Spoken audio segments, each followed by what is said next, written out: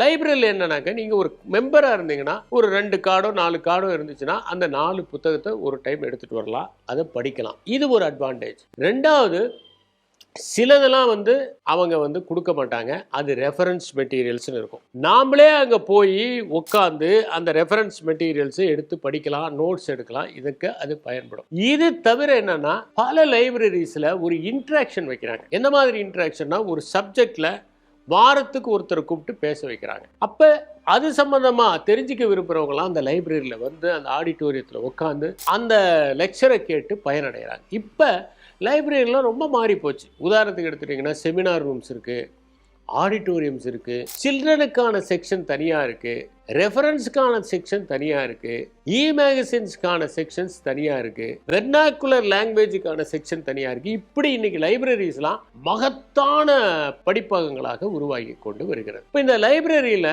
என்ன ஸ்பெஷாலிட்டி அப்படின்னா, முதல்ல அங்கே இருக்கிற இன்ஃப்ராஸ்ட்ரக்சர். நான் நிறைய லைப்ரரியில் பார்த்துருக்கேன். காலையில் சாப்பாடை கட்டிக்கிட்டு மாணவர்கள் வருவாங்க. அங்கே உட்காந்து மற்ற மாணவர்கள் படிக்கிறத பார்த்தோன்னே இவங்களும் அறியாமல் படிக்கணுங்கிற எண்ணம் வரும். The entire atmosphere is surcharged with scholarship. எப்போவுமே நமக்கு என்ன தோணும்னா, நம்மளை பக்கத்தில் இருக்கிறவங்களும் படித்தாங்கன்னா நம்மளுக்கும் படிக்கணுங்கிற எண்ணம் ஏற்படும். அப்போ எல்லாரும் படிக்கும்போது, சைலண்ட்டாக இருக்கும் போது இவங்களும் படிக்கிறாங்க. அதனால் அந்த இன்ஃப்ராஸ்ட்ரக்சர், நல்ல டேபிள், நல்ல சேர், ஒரு அமைதியான சூழல், எப்போவுமே எலக்ட்ரிசிட்டி இருக்கும், படிக்கிறதுக்கான ஒரு வாத்தாவரணம் இருக்குது. இந்த மாதிரி ஒரு சூழலில் அவங்க படிப்பது மிகவும் எளிது. So first infrastructure. ரெண்டாவது, எந்த புக்கு வேணும்னாலும் அதை நமக்கு எடுத்து கொடுக்கறதுக்கும், எந்த ஜேர்னல் வேணும்னாலும் அதுக்கு நம்மளை கைட் பண்ணுறதுக்கும் ஒரு அற்புதமான லைப்ரரியன் அங்கே இருக்கிறார். வெளிநாடுகள்லாம் பார்த்தீங்கன்னா லைப்ரரிங்கிறது ஒரு ஹையர் ஸ்டேட்டஸ். அவங்ககிட்ட போய் நீங்கள் ஒரு புத்தகத்தை கேட்டுட்டிங்கன்னா அதை தேடி கண்டுபிடிச்சி உங்ககிட்ட கொண்டு சேர்க்கிற வரைக்கும் அவங்க ஓயவே மாட்டாங்க.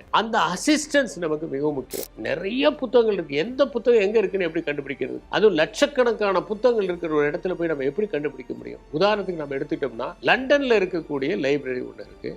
லண்டன் லைப்ரரி 17 கோடி புத்தகங்கள் இருக்குது. 17 கோடி புத்தகங்களை நீங்கள் எப்படி கண்டுபிடிக்க முடியும்? அதே மாதிரி காங்கிரஸ் லைப்ரரி இன் வாஷிங்டன், அதில் 17 கோடி புத்தகங்கள் இருக்கு. நியூயார்க் லைப்ரரியில் 5 கோடி புத்தகங்கள் இருக்கு. மகத்தான லைப்ரரிஸ் எடுத்துட்டீங்கன்னா வேட்டிக்கன் லைப்ரரி ஒன்று, அதே மாதிரி national library of China, Singapore national library. நான் போயிருக்கேன். பல அடுக்கு மாடி, அவ்வளவு புத்தகங்கள் இருக்கு. கொள்ளையா புத்தகங்கள் இருக்கு. நீங்க எந்த சப்ஜெக்ட்ல வேணும்னா எடுத்து படிக்கலாம். அந்த தகுதியோடு இருக்கக்கூடிய ஒரு சிறந்த நூலகம் நம்ம அண்ணா சென்டினரி லைப்ரரி.